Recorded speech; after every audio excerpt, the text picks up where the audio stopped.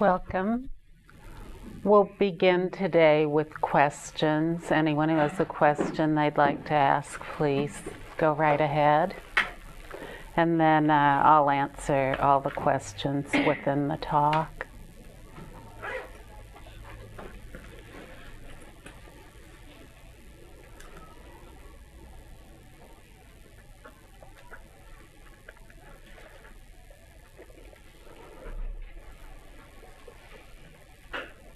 Ask anything at all, especially that question you don't want to ask, where you feel too shy or too upset about what's going on or whatever it might be.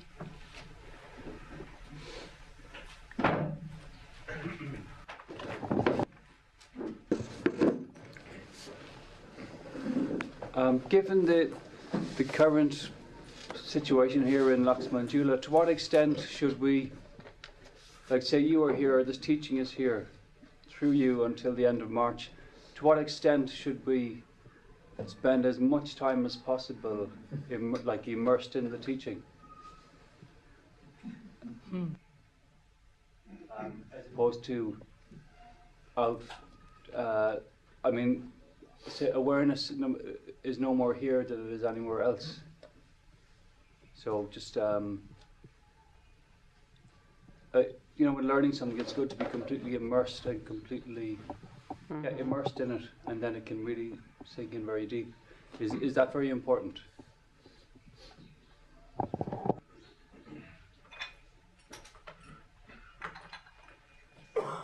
Question could be, it is possible that my ideas about resting before they have been like, I take a deep breath and go inside and then relax. But it is possible also that all situations when you don't think are resting, like when you're deeply in love for a moment or a while, you don't think about appearances. You don't care about anything what's around you. Isn't that resting as well? Or a situation when you're very connected with the other, even if you argue or whatever, but there is no appearances at all. You're just connected somehow. Isn't that resting as well?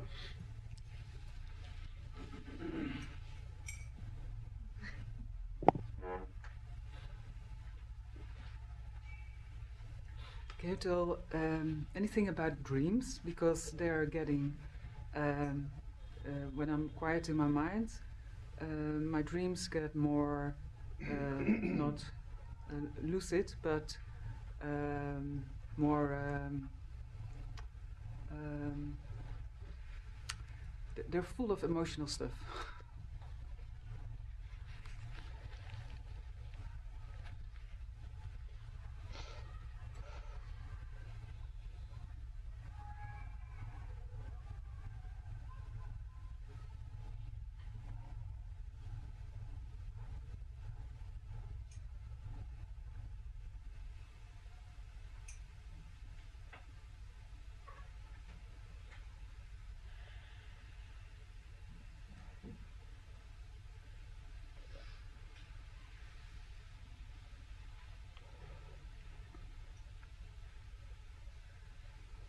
Anyone else?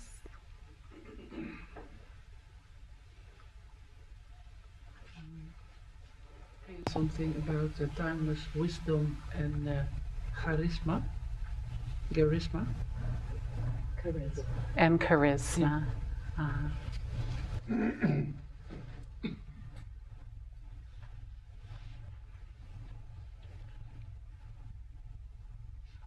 And tell me more about charisma, what that means to you. For me, it's a form from cellular communication. For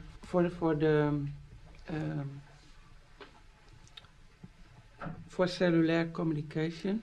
Cellular communication. Yeah. Between the mind and the body. Through your heart. Oh.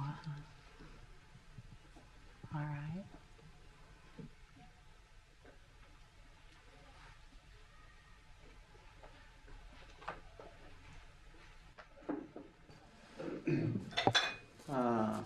question I'm asking directly doesn't concern me, of course. But when I try to speak with somebody, these teachings or something, I find if he's already dabbling with these conventional ways, some of them they find easy to grasp it. And if they have that awakening intent, then it becomes easier for them, and the rest also becomes quick. But where there is no awakening intent, they find life as it is sufficient, enough. Life as it is sufficient, and there is no need for anything, better way of living or anything, So for them, when I speak, it is just a falls into deaf ear in a way. I think just how that awakening intent comes, or something. Just you can touch upon that. How the Awakening intent. awakening intent. Uh-huh. All right, good. Mm-hmm.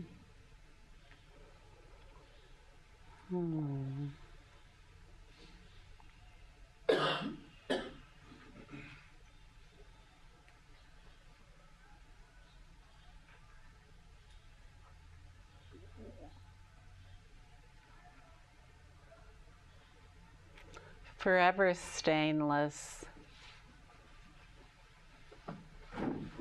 forever empty, forever pure, timeless wisdom awareness is the doer of everything. The clear light of wisdom is doing everything. The clear light of wisdom is knowing everything. And within that, there is nothing to be known, because nothing has ever been made into anything that can be known. And so this is extremely simple and straightforward, and it's known only in resting imperturbably as all appearances, no matter what they are. There are only two approaches to realizing our fundamental nature, which is the clear light of timeless wisdom. And one approach involves conceptualization and analysis, and a doer who is involved in methods and practices. And the other approach involves the direct experience of awareness in each complete and identical moment. And in that, there is no destination to arrive at or anyone going there. In resting as awareness, resting as flawless awareness, then there's nowhere to go and no one going anywhere. So this makes it very simple, because all ideas about a destination and someone going there are gone beyond. There's only rest as the appearances of the immediacy of this moment, whatever they are, as a single non-dual expanse.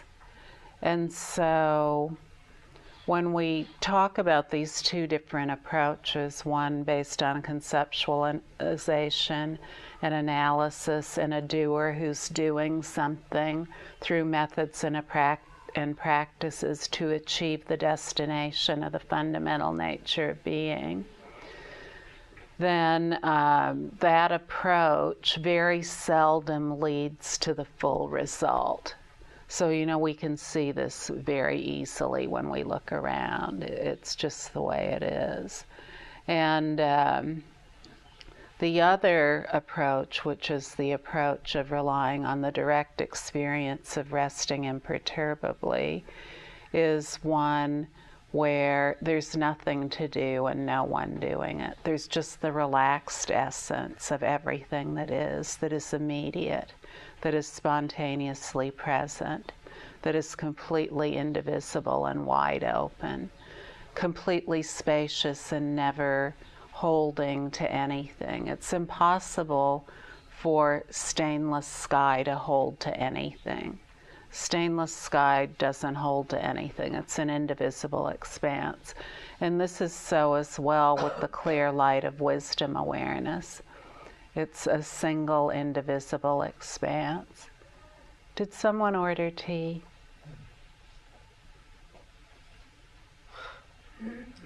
Quite some time ago, yeah. Thank you, Jagdish. Thank you.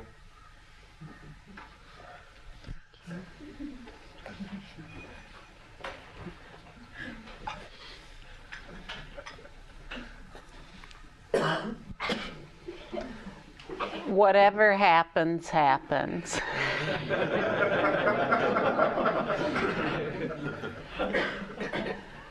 Now, we learn that there's a doer doing something. This is what we learn. We learn that there's a doer doing something. So very often when we want to find out what our fundamental nature is, then we keep employing that practice that there's a doer doing something. And this is a way of the personal identity, the individual identity that substantializes itself through its points of view, maintaining its identity. So if we engage in lots of methods and practices that are supposed to lead to a destination, then it maintains this identity of someone who's headed to a destination. Now that is one approach, yet it is an approach that very seldom leads to the full-blown result. So any of us can look around and see that this is so. I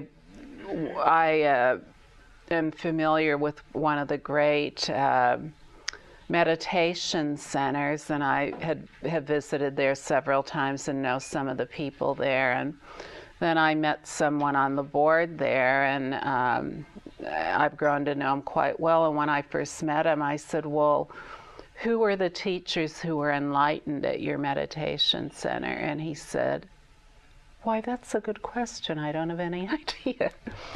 Well, you know, unless there is a simple way of speaking about who we are that everyone everywhere can relate to, then there's no possible way to know what that is. And the bottom line for everyone, no matter who we are, is that we're aware. Nothing else is needed. There isn't anything that has ever existed outside that awareness. Forever empty, stainless flawlessness has never had any flaw in it. It's never had a doer in it. It's never had anything in it. So how can we realize that? By simply resting imperturbably. And for many of us, we're very stuck to this idea of being a doer, that we have to do something, that anything as wonderful as timeless awareness must require a lot of doing, that after all we've had to go to school all these years to learn so many things. Please come in and sit down. Welcome.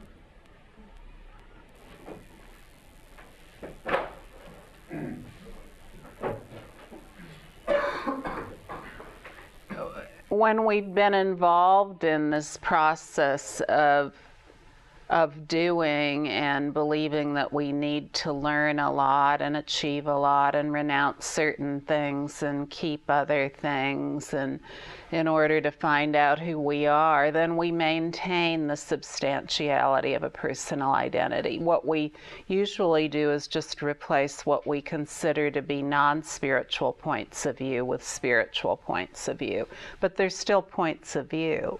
It's still an anomaly of point of view. It's still an anomaly of doing.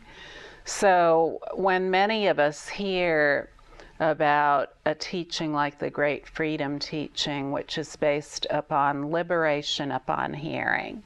So this is a response to your question. It's based on liberation upon hearing, and many people come here and just through listening, conviction dawns with absolute, incontrovertible certainty about the nature of being. And this is true for many people in this room, and for many other people all over the world. So now what does this require? It requires an open mind only. And everyone already has an open mind. There's never been a mind that's been closed up anywhere.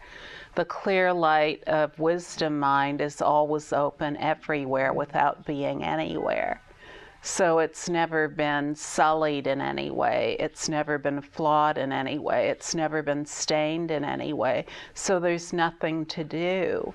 If we believe that we have to be deconditioned, then we're in a trap. We're in a total trap because there's nothing to be conditioned. What is unconditioned has never been conditioned and thus does not need to be deconditioned. But if we want to cling to doing, we can't possibly understand that. We have to have this personal identity that we believe we have be in control. And so very often, even in a subtle way, we maintain this point of view of being in control through very involved methods and practices that are supposed to lead to a destination. So then when we hear about a teaching that's based upon liberation on hearing only, then we say, oh, this couldn't possibly be the case. It couldn't possibly be the case. And what is that about? It's about saying, no, I couldn't possibly be flawless. It's impossible that I'm stainless. This couldn't possibly be the case. I'm conditioned. I'm flawed. I'm needing to be purified in some way. I'm totally impure. It's just another way of saying, I know there are quite a few Buddhists here. No, I couldn't possibly be Buddha. No, no, no. You know?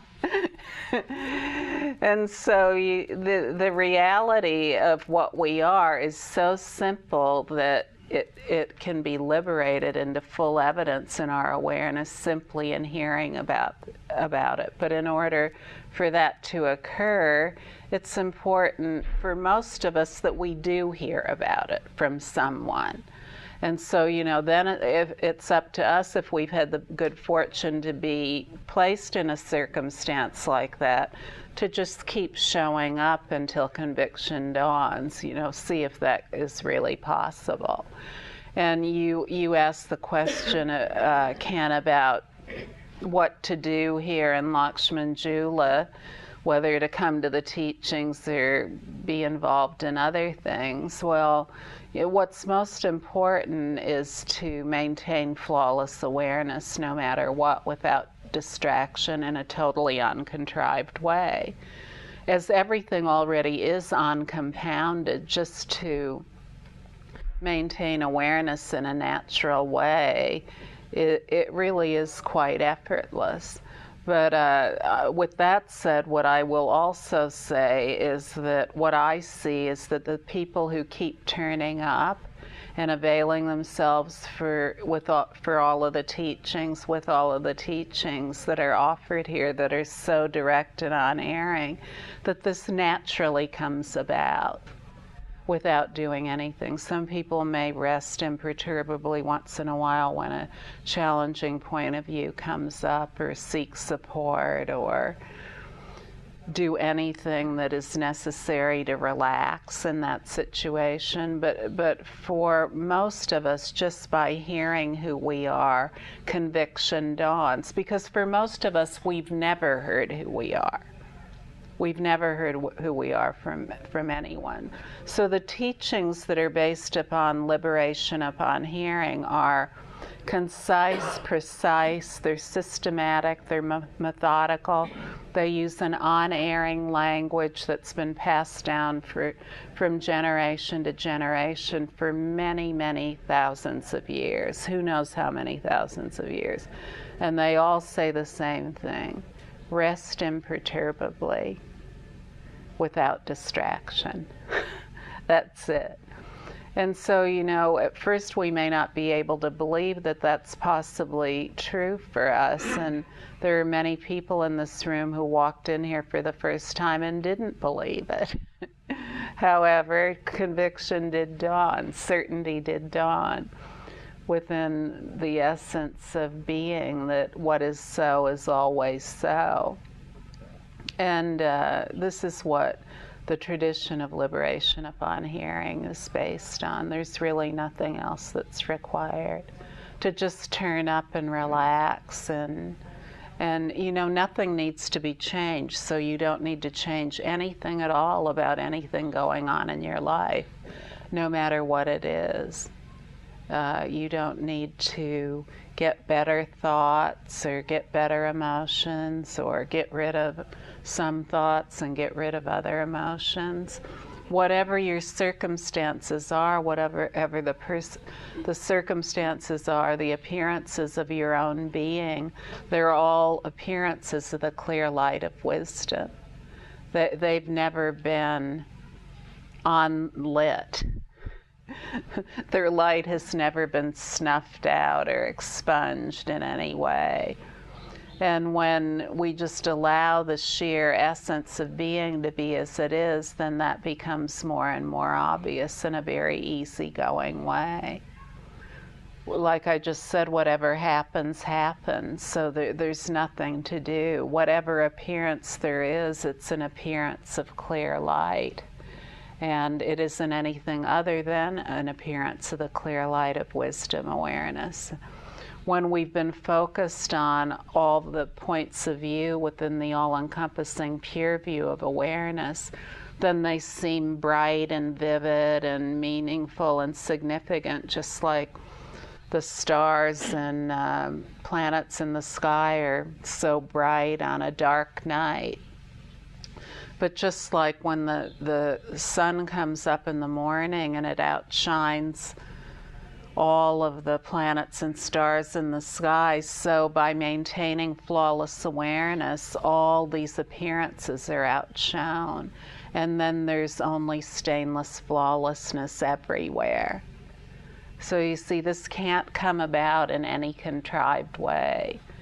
And it never does come about in any contrived way. Even people who have been involved in very contrived methods and practices, if by chance they really realize who they are, it's only when all of that has gone beyond, when the cushion is thrown away and everything else, and it's realized that everything is extremely pure just as it is.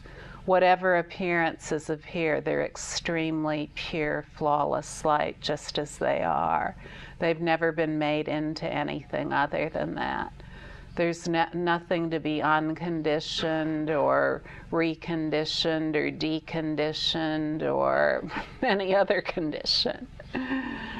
The only reality that is stainless flawlessness. So it's very important to know that this tradition exists within humankind, and it's really up to all of us to maintain that tradition, because it almost has reached extinction. And how did that happen? Well, the teachings have almost reached extinction because at one time the teachings of stainless flawlessness of everything just as it is were very simple and direct, just like the Great Freedom teaching. But then they entered into different cultural circumstances, and many things were added on to them that obscured their significance, that it obscured the authority and conviction of their directness. And so when that occurred, then it was hard to see the teaching for all the bells and whistles attached to it. The trumpets and horns and this and that and whatever is involved. And so today, you see that it's impossible to keep flawless wisdom light down because it's never been down anywhere. It doesn't get down. It just simply is.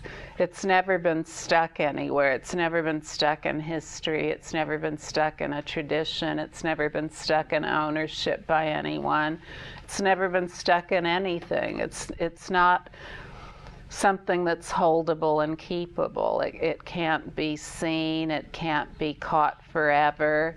It pervades everything. So to try to say I want to get to a state that I'm going to keep forever and see forever, that's just really foolhardy. It's completely foolhardy. The only timeless freedom there is the timeless freedom of immediacy of this experience, whether the experience is all out love or harsh, horrible unlove. It's an appearance of forever stainlessness, and we cannot know that unless we just allow this stainless flawlessness that is the basis to be as it is. Otherwise, the description of what appears will hold sway, and we'll say, yes, it's this description that's real. Whatever it is, my emotion, my personal identity, my way of seeing things. And the reality of what we are is very direct. It's completely direct. So direct that when we simply hear about it, the conviction about who we are dawns. For all of us today, it's up to us then to keep this tradition alive. It's a precious teaching, the most precious of all teachings. It's ultimate in the sense that it's never been made into anything.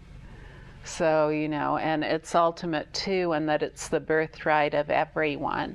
Nothing special is needed, not an education, not food to eat, not good looks, or nothing needs to be done. And it's so consummate, in other words, epitome in its all-inclusivity, that nothing about anyone needs to be changed in order to realize it. Now, what could be more compassionate than that? Nothing whatsoever needs to be changed. Whatever your thoughts are, whatever your emotions are, they're extremely pure. They're extremely pure no matter what the description, and everything about you is extremely pure. There's absolutely nothing to be purified in forever empty awareness. Forever empty awareness is forever pure, and where would there be anything to be purified?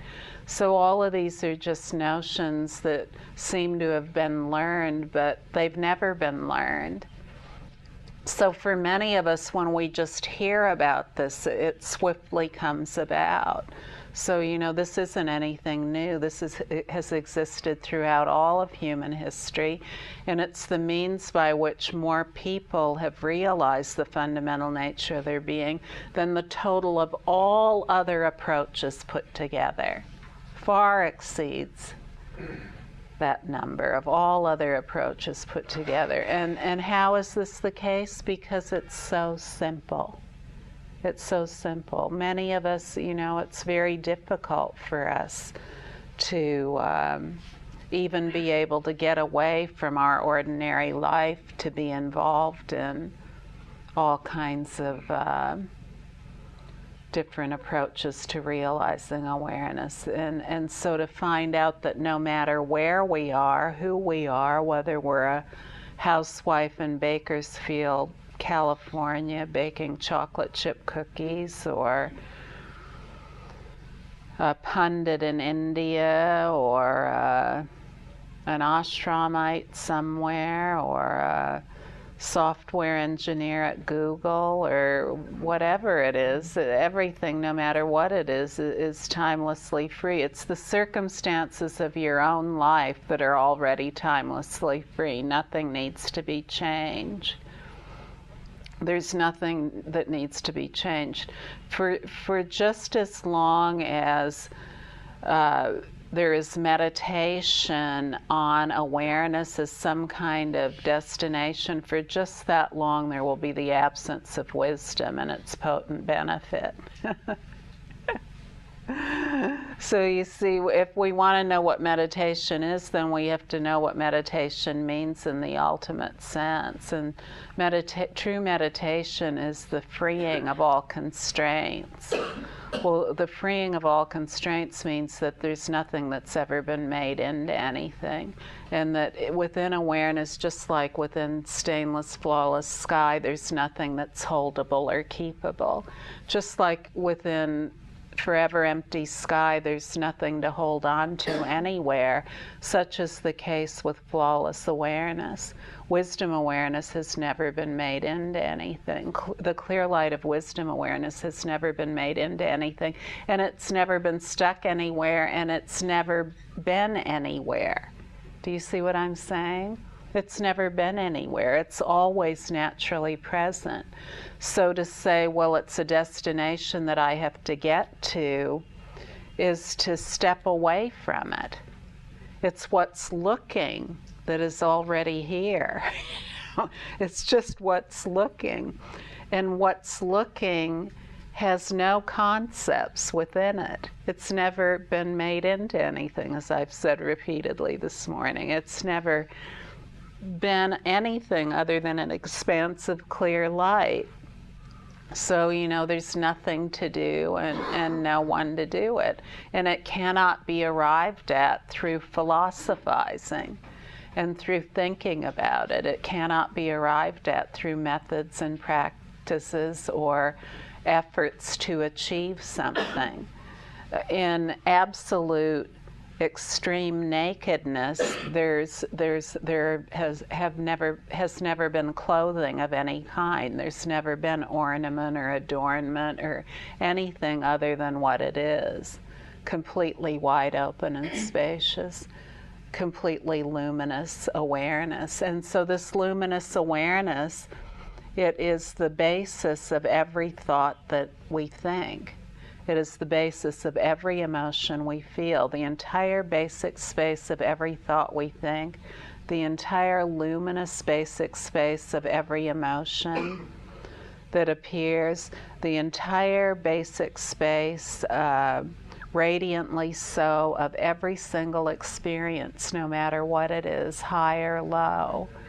And nothing needs to be changed. If we start to try to change the appearances in order to make them into appearances of awareness, then we'll be lost in that struggle for our entire life. Whatever appears is wide open and free. Whatever appears is the single wide open expanse of timeless awareness. Just like daylight filling space is inseparable from space, so whatever appears is inseparable from the vivid radiance of this daytime light of awareness. The concentrated light of awareness is right here. It's right here. The concentrated life of awareness is what is looking right here, what is touching right here, what is tasting right here, what is hearing right here, what is smelling right here. Without awareness, none of these things just mentioned would be.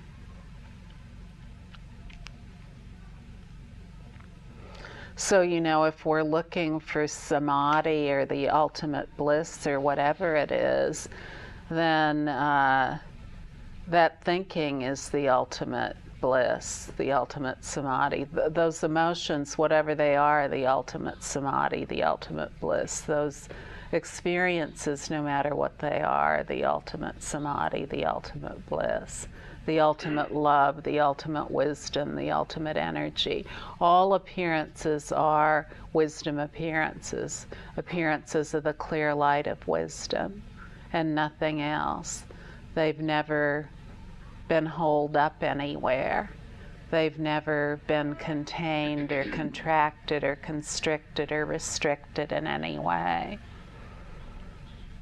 So whatever it is the perfect samadhi. Whatever it is the perfect bliss.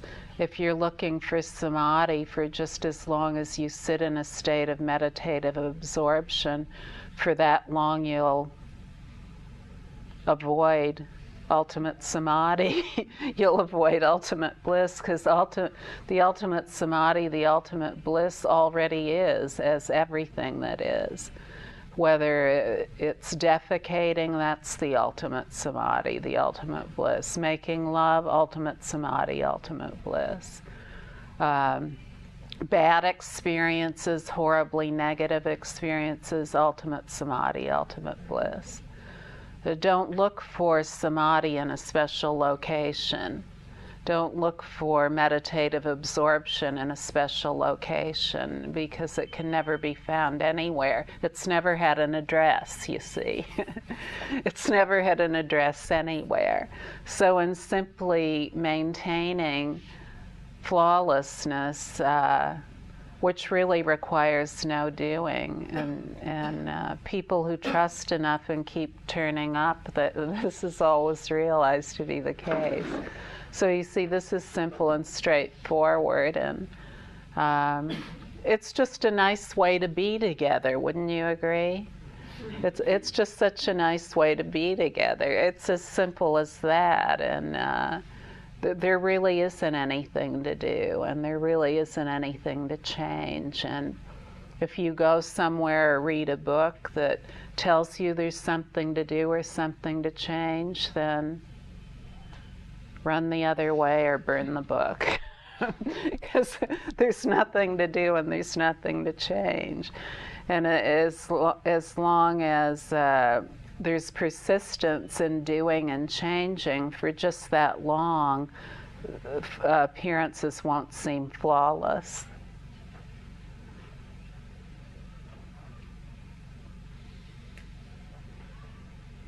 If we think we have to be in a special circumstance to be pure, or to have a mind of great equanimity, then we're seeking. When there is no search, there's no search anywhere. So I'm not suggesting that if you love meditation that you give that up. I'm just saying that in meditation, rest is awareness, because even if you get into some kind of non-conceptual state where there's nothing going on, that'll just be a point of view. A non-conceptual state is just as much a point of view as a conceptual state. All appearances have never been conceptualized, so that they've never been made into a conception, whether it's non-conceptual or conceptual. The non-conceptual and the conceptual are not two. They're not two separate things. And every moment is the ultimate meditation, no matter what it is. Whatever appearances appear, those are the appearances that will appear. And I can guarantee you that they're unpredictable, and they're countless, and they're ceaseless. And that even if you were to maintain a non-conceptual state for the rest of your life, which would be impossible, then there would be, at the moment of death, some concepts. Because you see, death defies all states that we've tried to get ourselves into. There's never been anyone who's gotten involved in anything. So if even in a subtle way we hold that we're someone who's gotten ourselves into something like a non-conceptual state, or a state of bliss, or a state of quiet, or a state of stillness, or a state of neutrality, or a state of impartiality, or any kind of state, then when we face death, we'll see how that goes. You know, when we die, all of a sudden there's an explosion of all these appearances that we never even imagined as possible. It's impossible to imagine, and many of us never even hear what happens when we die. And so if you haven't heard about it, then I'll clue you in. You know, when we die, all of the things that we've been trying to hold on to and maintain control of, they disappear. So if we've gotten into some kind of a state, our ability to maintain that state completely disappears. We lose the ability to use our faculties, whether it's thinking or emotions or any other faculties, any of our senses, and these fade one by one. So we're not able to maintain any control through thinking, and then we're not able to maintain emotional control either. Any emotions or thoughts can and do arise, but it's impossible to do anything about them. And then our senses fade one by one. You know, the seeing, the smelling, the tasting, the touching, and none of those are present anymore. But what's still present? Awareness. Awareness is still present. Well, then, you know, the breath stops. However, awareness isn't dependent on any of these things. It's not dependent on sensate experience. It's not dependent on the breath. And then the heart stops. Well, you know, awareness isn't dependent on the heartbeat anyway, either. But unless we've gained familiarity with awareness and all these appearances that may appear at the time of death, then it can be scary, you know, because there are many appearances. I've just named a few. All of these thoughts and emotions occur, like, oh, wow, I've eaten my last meal, I've had my last drink of water, scotch, or whatever it might be. Or I won't be seeing my loved ones anymore. No more baths to take, no more rent to pay, no more doing. It's all over now. So you see all these things just come flooding in out of nowhere.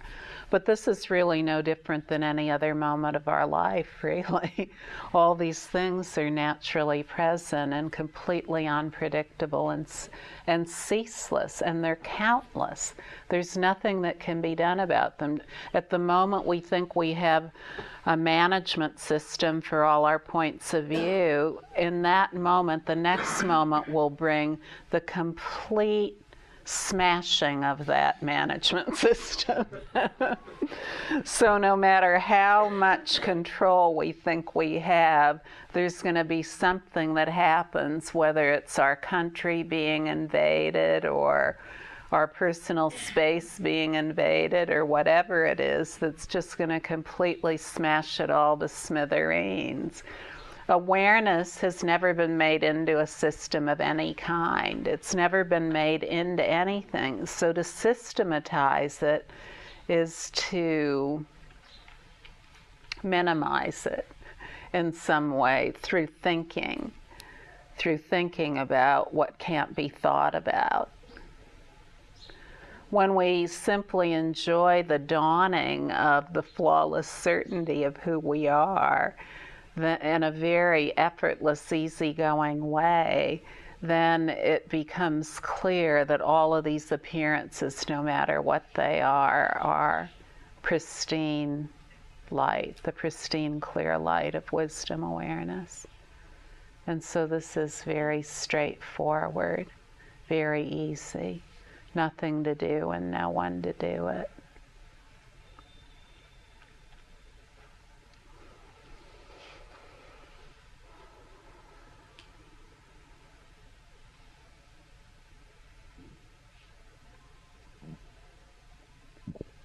There isn't anywhere that awareness isn't naturally present, yet it isn't anywhere in particular. It doesn't look like any particular thing. Oh yes, this is awareness right here. This is it. Now, awareness is synonymous with perfect love, wisdom, energy, purity. It's synonymous with all of this. And I mean ultimate purity, not pure versus impure. It's the holy positive purity in which there's never been anything other than purity. So it's not a purity that's opposed to anything else. The naturalness of what we are right here is what guarantees that. Just the awareness by which you know that you're naturally present. That's it. There's absolutely nothing else. There's absolutely nothing else whatsoever. And in that, each moment is complete and identical, simple and pure. The wisdom light that is completely pure shines through all eyes, no matter what eyes those are. It shines out equally from and as everything.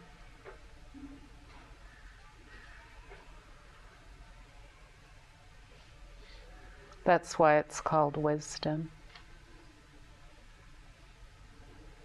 It's the great wisdom of complete equality, the equalness and evenness of absolutely everything, no matter what it is.